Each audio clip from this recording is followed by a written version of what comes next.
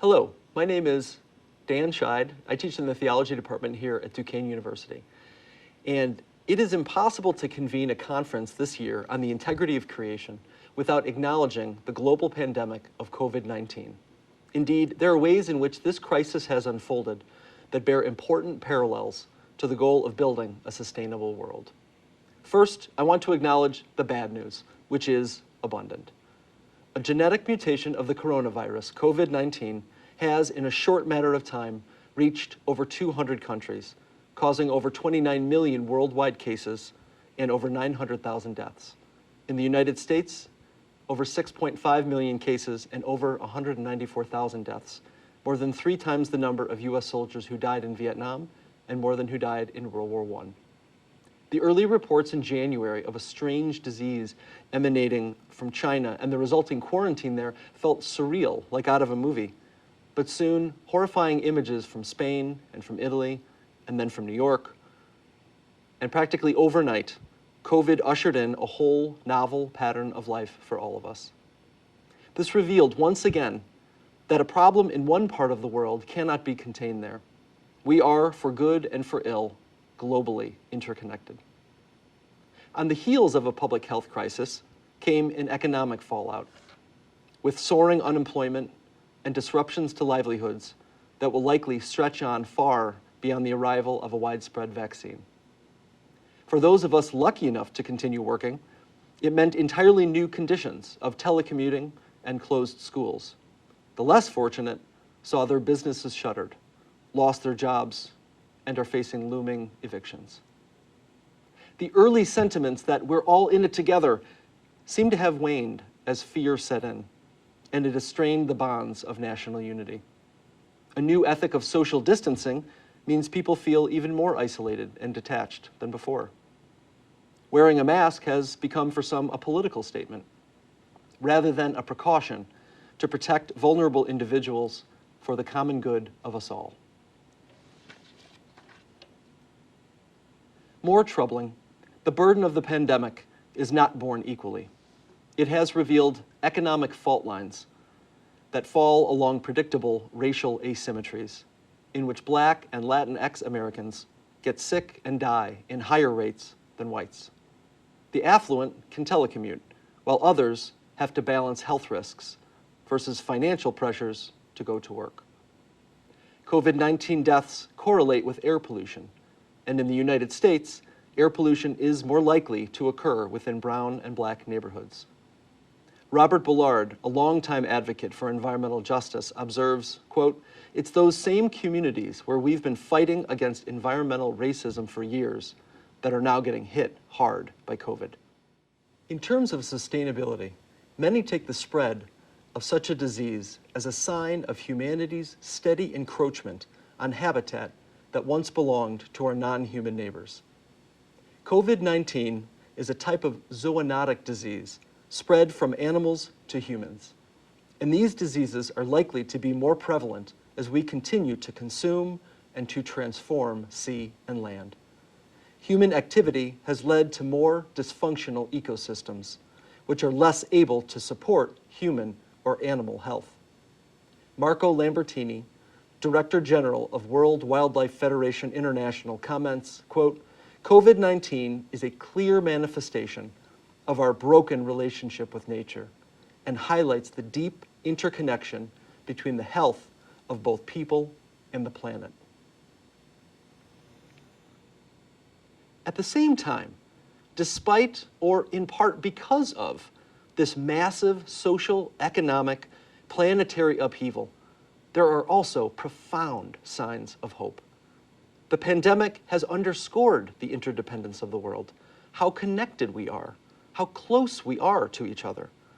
There are countless stories of people reaching out to support one another in this time of crisis, donating masks for hospital workers or getting groceries for older neighbors, companies transitioning to making sanitizer and ventilators, teachers driving across town to provide additional lessons to their students in person.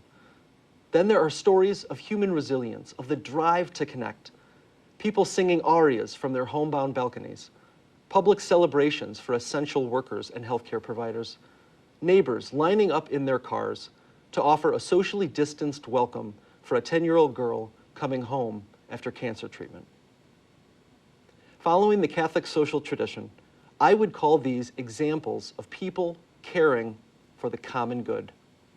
The common good is the total set of conditions in which persons and their communities both flourish. It is a good that flows from our interdependence, a shared good that can only be realized with others when everyone contributes to the larger community of which we are a part. Human beings in the Catholic tradition are made to live in community with other persons.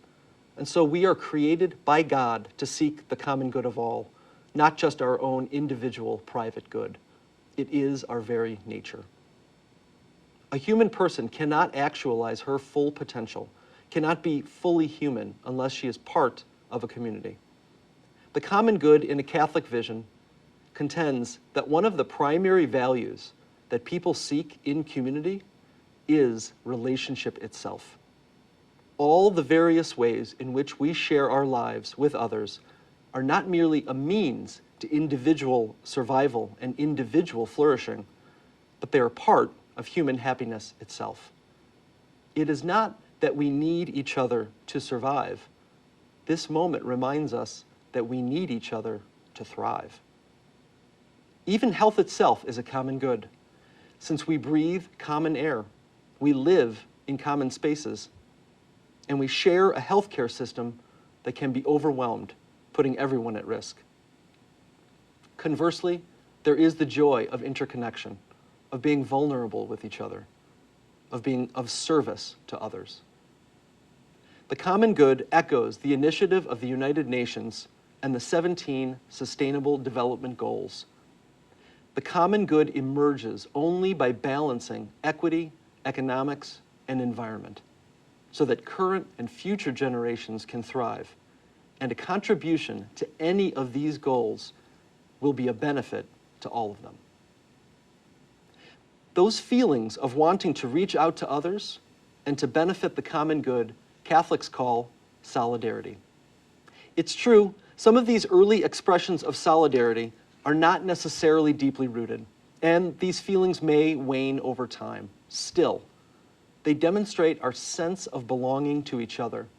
And indeed, it is a morally praiseworthy desire to be of service and to express kindness to others. With the right encouragement, these feelings of solidarity can become something more stable, what St. John Paul II calls the virtue of solidarity. Quote, "It is a firm and persevering determination to commit oneself to the common good, that is to say, to the good of all and of each individual, because we are all really responsible for all." It may seem counterintuitive, but even social distancing is a form of solidarity. It is a way of expressing concern for others and for our common life together in a moment of shared danger. This pandemic has also brought some good news for nature. A reduction in human economic activity has temporarily cut emissions, and we catch a glimpse of what the Earth can look like when we live differently. The water in the Venice Canal, for example, is clearer than ever. The air is cleaner in India, and residents of New Delhi can see the Himalayas for the first time in 30 years.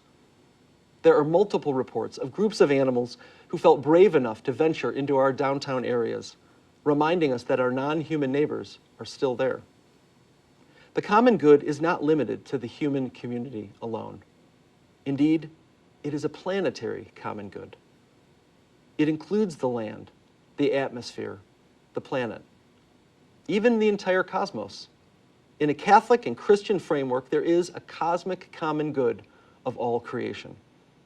For many people thirsty for positive news in the early days of the pandemic, the stories of nature's resilience provided a sense of hope, suggesting people yearn for a healthier relationship to the natural world around them. A prudent use of resources is essential for human survival, but human beings are meant to live, we long to live, in healthy and diverse ecosystems as part of a wider network of community. When we live in a way that supports the sustainable well-being of a variety of creatures, including ourselves, we are contributing to and enjoying the planetary and the cosmic common good.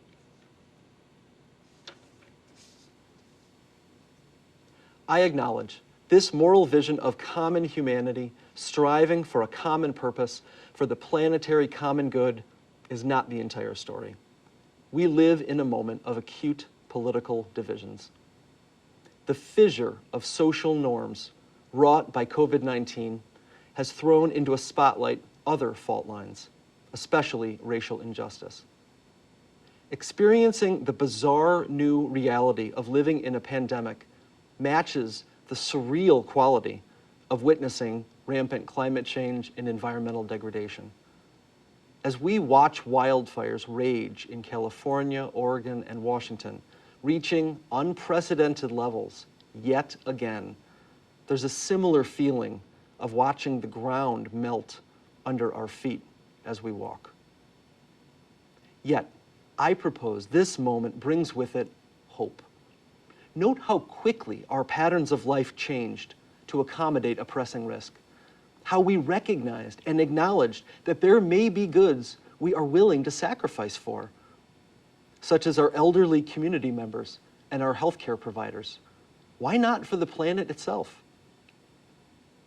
Let's use the surreality of this moment as a pandemic portal to enter into a new way of living, to ponder socio-economic political changes that we want to see.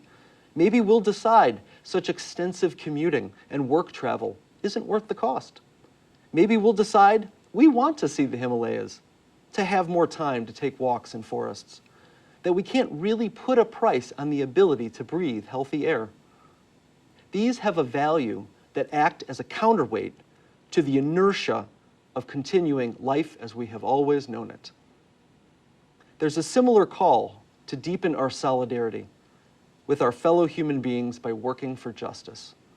This moment has inspired many to finally acknowledge our nation's deeply rooted racial inequities. Perhaps it can enkindle an empathy for those who suffer the harms of climate change and inspire us to live more sustainably. COVID-19 and the cosmic common good call us to continue engaging in compassionate acts of solidarity, to reimagine our relationships to the earth and to other human beings, especially those who are most vulnerable, and to heal from this pandemic in ways that build a more sustainable world and advance the integrity of creation. Thank you very much.